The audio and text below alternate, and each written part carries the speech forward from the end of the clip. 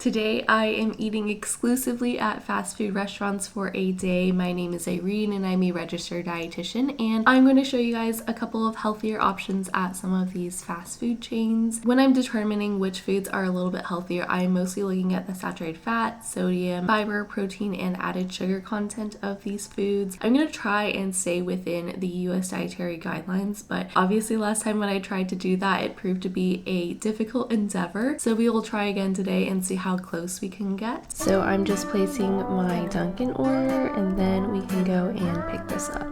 Hi, I'm picking up for Irene. Irene? Yeah.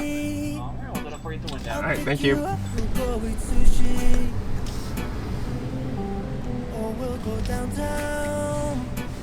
For Irene? Yeah. Absolutely. Here's that food for you. So from Dunkin', Steve and I each got a coffee. I just got the plain iced latte with skim milk, and then I got Steven the cold brew with cold foam, but the cold foam had already melted. So for our breakfast, I got the egg and cheese on a English muffin, and I got Steven this is a bacon, egg, and cheese wake up wrap, which this is way smaller than I thought. It's literally a mini tortilla. I didn't realize it was this small, sorry. You don't really eat breakfast anyways. Is there even any bacon in here? Oh yeah, I see one tiny little slice, but these options I picked because they were lower in saturated fat and sodium, which I feel like is always a bigger concern compared to the other items on the menu. These were definitely a little bit lower in those categories. This is the egg and cheese English muffin.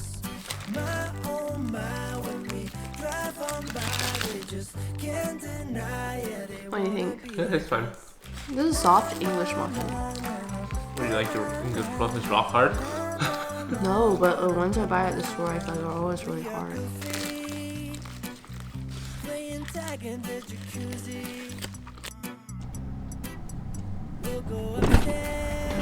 Got the goods. Got the goods. For lunch, we are having Chipotle. I feel like Chipotle is a great option. It is, in my opinion, one of the healthier fast food chains. I feel like Tex-Mex in general is just, it hits all the boxes because there's a lot of beans in the cuisine, and that takes the box for fiber and protein. And so really we're relying on Chipotle to hit all of our fiber for the day. It's literally 2 stacks of napkins in here. So I got the sofritas bowl with guac, brown rice, black beans, the corn salsa, cheese, and lettuce. And obviously I'm not gonna eat all of this. This is my bowl. And for Steven, we got the chicken, pinto beans, white rice, guac, fajita veggies, corn salsa, and lettuce. One thing I found with the other salsas is that they're a lot higher in sodium. So to be conscious of sodium, because Chipotle is, the one downside is that they are very high in sodium. We forgone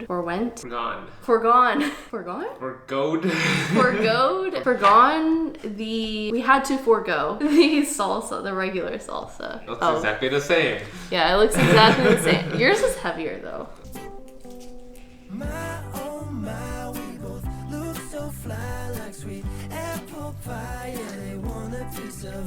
Is the hot sauce high sodium too? I don't know. You didn't even give me an option. I guess I didn't look, sorry. Okay. Well, what do you think? It's Chipotle. Tastes like Chipotle. Yeah. Okay. I finished lunch and I ate about 2/3 of my bowl. Hi, welcome to Work in your house. Can I have you? Hi, can I get a royal crispy chicken sandwich with medium fries and Royal crispy sandwich. yes, Okay, what else? and a big fish sandwich with small fries. Okay, anything else? No, that'll be it. Since first window, please. Thank you. For dinner, we have Burger King today. So Steven messed up the order and we didn't get exactly what I had planned on, but you know, it's fine. I'll throw up the nutritionals for what I would have ordered. But for Steven, we got the crispy chicken sandwich. And then for me, as a pescatarian option, we got the big fish sandwich. Wait, which one is this one? They both have the crispy chicken wrapper thing on it, but I think this one's the fish because it says F. And then we did get just only one order of the small fries. It was supposed to be an order of the value fries for me and medium fries for Steven. So Steven and I will share these. But a good question that Steven had in the car just now was like what was the question again?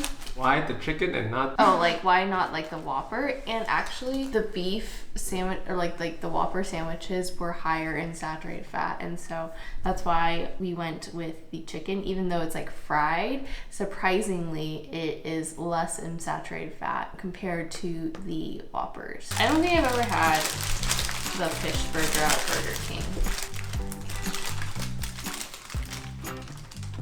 Okay, how's it? It's good. No Chick-fil-A or Popeyes, but it's pretty good.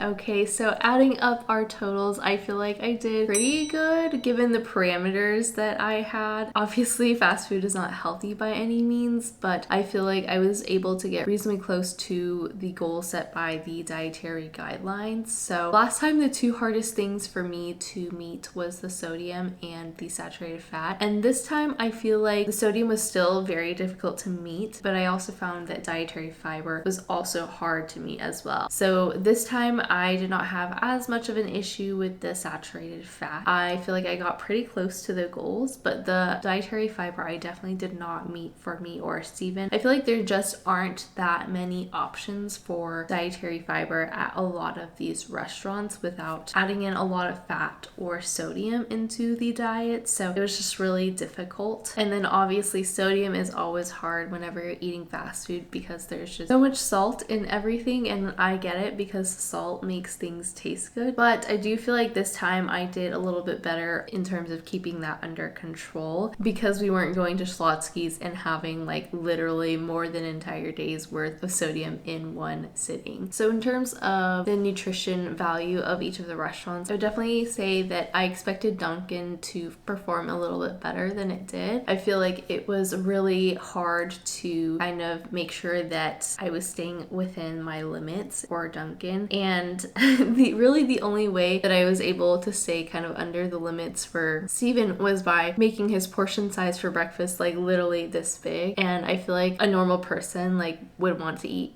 multiple of those because I guess I just didn't realize it was this small. I was thinking in my head like, oh, it's a tortilla, so a tortilla is like, I don't know, 6 or 8 inches, and so it would just be folded in half, but it was like a mini tortilla. So I definitely found that Dunkin' was harder to look for healthier options than I expected. Chipotle, obviously, always super easy. The only thing that I feel like you have to watch out for at Chipotle is the sodium, because that can get really out of hand very easily. Like the salsa has just so much sodium, it really increased the numbers a lot, so I had to just like take it out in order to make the numbers look better. But overall, I feel like Chipotle is reasonably healthy. You know, you've got rice and beans, and then there's veggies in there as well, so it was really the bulk of our fiber for the day. And then in terms of Burger King, I feel like Burger King is just one of those like regular fast food restaurants, so there's like really nothing special to say. But the thing that did surprise me is that of all of the places that we ate today, I would say that Burger King had the most amount of added sugars, excluding my like Dunkin' coffee. It had the most amount of added sugars, which really surprised me. But I think that the added sugars came from the bun of the burgers. That was really the biggest culprit of our added sugars. Otherwise, we were way below our goals for that. But just something interesting that I found when I was looking at the nutrition information. But that pretty much concludes the video. I hope that you enjoyed it. If you did, please be sure to give it a like and subscribe, and I'll see you next time. Bye!